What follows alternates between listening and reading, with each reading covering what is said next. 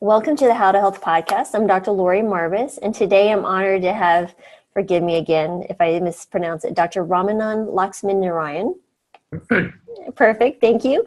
Who is an economist, but specifically a drug-resistant economist.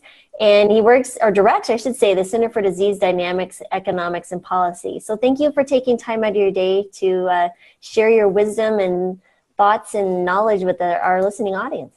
My pleasure. Well, specifically, I came across you when a friend of mine sent an article about drug resistance and specific antibiotic resistance in animals and how that pertains to, not only the animals, but the humans, our global economy, resistance. It's just such an important topic that we kind of brush under the rug because people, well, at least I think doctors think that we need to prescribe antibiotics when people demand it, even though we know deep down that they really may not need it at a specific time. But I want to get this on a larger scale picture. Can you give us a little idea, first of all, how does an economist become interested in drug resistance and how does that all fit together? That's interesting. I actually trained as an environmental economist. An environmental economist would study, global commons issues like climate change, for instance, why it is that people choose not to carpool, why they all want to drive around, even though there's this huge threat of global climate change that sits, that looms over us. And the answer is, which economists have known for a long time, and others have as well, is what's called the tragedy of the commons. We don't take into consideration the small effect that our driving, say to 200 miles, for a sale or whatever, might have on the climate of the planet because we don't make that connection. And in some sense, antibiotic resistance is exactly the same way. It doesn't matter how many statins you take or how much aspirin you take. It has zero effect on the effectiveness of aspirin or the statins for everyone else. But not so with antibiotics. When we overuse antibiotics, or even when we just use antibiotics, we help create resistant strains that then potentially put other people at risk. In that, antibiotics are more like climate change. The resistance problem is more like climate change, and antibiotics themselves fit into a category that's very different. Many years ago, I first heard about the story where penicillin was very effective in treating gonorrhea in Vietnam until the US Army got there, and then they handed out penicillin in all the brothels to keep the soldiers safe. And by the time the military left, penicillin was completely ineffective in Vietnam. And in fact, that resistance strain then followed the military back to the US. And subsequently, penicillin hasn't really worked in the US either. So that's an interesting example of where the actions in one place have global consequences. And, ever since, penicillin has never worked in Vietnam. So that seemed like a very profound story, just like, deforestation in some part of the world or overfishing or what have you. And to me, antibiotic effectiveness is the same as fish or trees. It's a resource that belongs to all of us and needs to be managed that way. Absolutely. That is a fascinating thing. So was there one particular area that really piqued your interest? Was that the story in Vietnam? Or I also know you've worked with malaria and some other things there. What was it that finally said, I really want to focus my research and my time with drug resistance in particular? It was exactly that. And after I heard that story, the head of medicine at Harborview Medical Center in Seattle had, I had discussed this with him, and he said, well, we have a big and growing resistance problem. Can you help look at our data and help us find out if we could be using our antibiotics better? Should we be cycling them? Should we be using some less, some more? Are there rules that you can bring to bear from how people manage fisheries or how people manage forests to managing antibiotic effectiveness? And he gave me my first grant to study that. And, the rest, as they say, is history. That's what really got me started. Fantastic. I live in Washington, just outside Seattle. So it's a beautiful place. Yeah. So Interesting. So Ken, you have a TED Talk from 2014, which I find absolutely fascinating, and I'll include that link for everyone to watch, and I encourage them to share this because I think there's something here that we also need to look into. In particular interest to my audience is the use of antibiotics in animals. Can you give us an idea of how it's used and why it's used? Back in the 50s, people figured out quite by accident that particularly when, say, chickens were either undernourished or they lived in rather unhygienic conditions, giving them antibiotics could help them, overcome those challenges and get fatter faster. Mm. And it just became an industrial input into production of poultry, just like, giving them food, I guess. And then it was found to work for pigs. It was found to work for cattle. So it worked out really quite well. Now, the problem is that over time, that kind of use of antibiotics then overtook the human use of antibiotics. And today, over 3/4 of the antibiotics used around the world are used in animals, not in humans, and not even to treat animals that are sick. They primarily used, in this sort of an industrial fashion to make up for not having, hygiene and nutrition. If you think about it, that's not very different from how antibiotics might get used in a hospital where the infection control is not great. So, somewhere in the back of the mind, someone in the hospital is thinking, it doesn't really matter the patient gets an infection. Not that they want it to happen, but instead of putting additional money into infection control, you just sort of figure you can control it at the back end by giving them an antibiotic should they get an infection. Now, what we're realizing, of course, is that these are all bad ways to use antibiotics. We really should prevent infections to the greatest extent possible, whether in humans or in animals. And that way we get to minimize how much antibiotics we use and therefore minimize the risk of resistance and therefore extend the useful life of these very, very powerful drugs. So has there been a connection between the use of antibiotics in animals and drug resistance in humans? The connection goes both ways. So people have done studies with phylogenetic trees to see, how the resistance genes flow. We live in, we're like fish. We live in a sea of bacteria, right? Effectively, there's bacteria everywhere around us. And so when people say, I'm scared of bacteria, I don't want to be around bacteria, that's a bit silly. That's like fish saying, I really don't like water. I don't want to be anywhere near water. That's just too bad. That's just the way it works.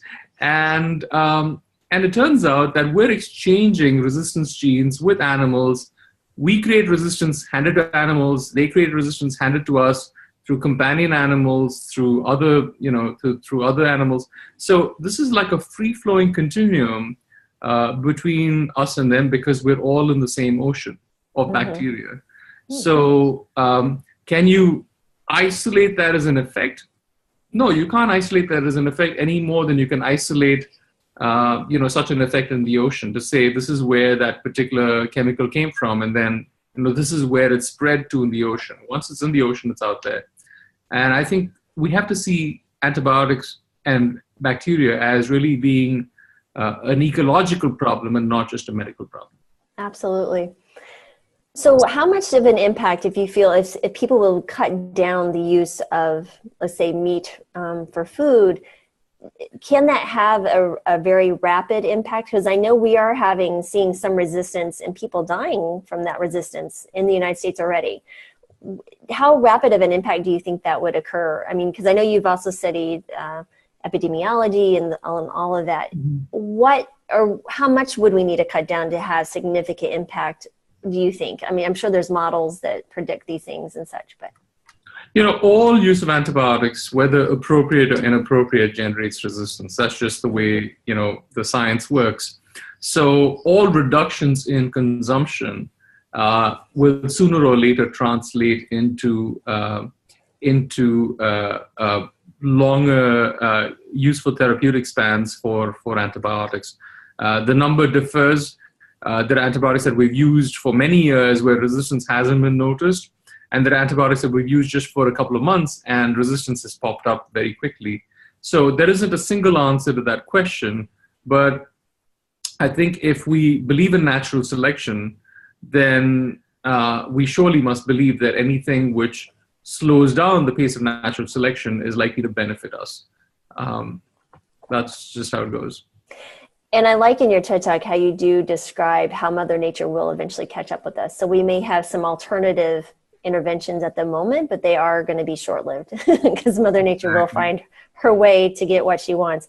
I am curious, you had mentioned in your article a few different strategies to help us decrease our consumption. Can you describe for those kind of an idea of what you were talking about? So I think it is important to recognize that meat consumption, much like driving or anything else, is a useful thing. It gives us protein. It's something which people like to have. But when taken to extremes, can have harmful effects for us in other ways as well, but particularly when it comes to antibiotic resistance, that if people chose to eat meat 3 times a day, every day of the year, that's fine. But then it has ecological consequences because raising that amount of meat does take a fair amount of antibiotics given the production systems of today. So what we've studied is, what if we had caps on how much antibiotics were used to raise meat? What it could end up doing is raising the price of meat a little bit. Another alternative is that people just say, well, I'm going to eat a little less meat. And it's not such an outlandish idea. The Chinese government now asks the citizen to eat less meat to a lower daily average because of the broad ecological consequences there. And yeah, it impinges on individual sovereignty for sure, but so does asking people to drive less. So it's all the same thing. And what we're recognizing here is that what we do has these global consequences. I think that being mindful of the fact that our production systems today do depend on antibiotics for the meat that we consume is something that is really important for everyone to bear in mind. And even if that is done, I think then people will make the appropriate choice. And keep in mind that taking antibiotics inappropriately, now switching to medicine, is not just a consequence for other people. It has consequences for ourselves in terms of unnecessary side effects. Many people are allergic to antibiotics. It's worth taking if it's going to cure you of something, but why take on a side effect if it's not going to help you in any way at all?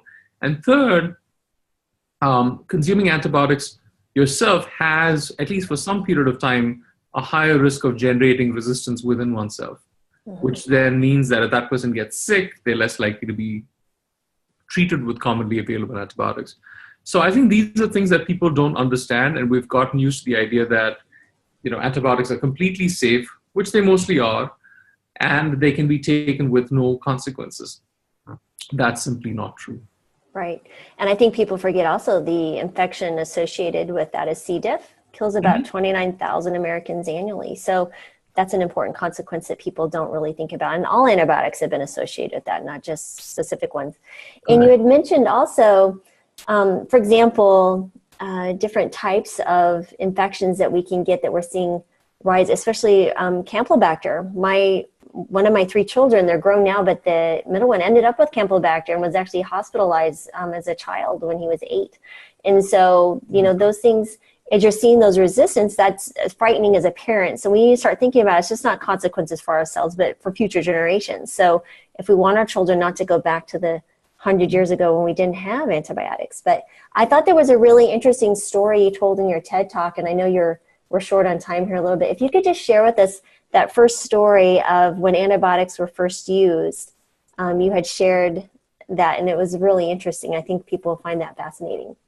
Sure. But before I go there, let me just say that the other part which we haven't discussed is this idea that, what we now know is children getting antibiotics, that does put them at higher risk for irritable bowel syndrome when they're older, for asthma, certainly for obesity. And the evidence is really piling up there. And the obesity evidence is not rocket science. If we think that small amounts of antibiotics can make pigs fatter, why wouldn't it do that to small children? So I'd recommend a very good book by Marty Blaser called Missing Microbes. And Marty and his wife, at NYU have done some amazing work on figuring out how early exposure to antibiotics has all these later life consequences that we just haven't paid attention to. What was his last name again? I'm sorry, Dr. Marty. Blaser, Blaser. Great. I'll make sure and find that and put a link too. Thank you. Yeah, it's a great book. But back to the idea of use of antibiotics for the first time. What most of us don't realize is that we haven't had antibiotics for that long. It was only in 1942 that the very first patient was treated using antibiotics. Antibiotics had been discovered in 1928 by Alexander Fleming, who discovered penicillin. But it took another 13 odd years to synthesize that penicillin in a form that you could actually then treat a patient with. He just found the mold, right? You have to recreate it and then actually make it in medicinal form. Now, there was a policeman in Oxford, as the story goes. His name was Albert Alexander. And on a day off from work, he was scratched with a rose thorn. And he developed, a sepsis, which then spread to the rest of his body. He lost an eye. He was on the verge of dying. And, back then, I guess the rules for treating someone with an unknown drug were a little more lax than they are today. So they figured this guy's going to die anyway, so why don't we give them this drug? It might have had impurities. It could have killed him. But they gave it to him just when he was really on the verge of dying. And on day one, he got a lot better. His fever went away. Day two, the infection started clearing from his face. Day three, a whole lot better. They didn't have enough penicillin, so they would run with his urine across from Radcliffe Infirmary to resynthesize the penicillin that he had excreted in pure crystalline form to give it back to him. They did everything possible. Now, by day 5, unfortunately, fortunately, he was getting a lot better. Unfortunately, they ran out of penicillin. And this poor man died. But what it did was open people up to this absolute miracle, the idea that someone with an infection on the verge of dying could be brought back to life by an entity, a chemical agent, that went through the human body, didn't touch any of our cells, but went and targeted just these other living organisms living within us and just killed those off. Now, if you really think about it, that truly is a miracle, right? So how does this thing know that it should kill bacterial cells and not human cells? Mm-hmm. It is absolutely fascinating. I think the importance of that story is to understand how quickly things have changed. Our views of antibiotics from a miracle drug saving lives to, as a primary care physician, I'll hear people, I just need a Z-Pack. It'll cure everything. I was like, no, actually it won't. And there's, in some communities in the United States, I am aware that there's at least a 25% resistance rate to Zithromax. And it takes a lot of education on the physician part. I think it's very, very important. But there's so much more of a broader scale consequences to this. I think we just need to start thinking and educating ourselves as physicians. There's a lot of things we're not educated on, nutrition being one. But two, also, the consequences of everyday actions of lack of educating our patients. So very, very important. This is truly fascinating. I feel like I could talk to you for a long time, but I want to be respectful of your call here in 5 minutes. So I will thank you again for your time, and I very much appreciate everything that you shared with our audience. Well, my pleasure. Thanks for having me. You're welcome.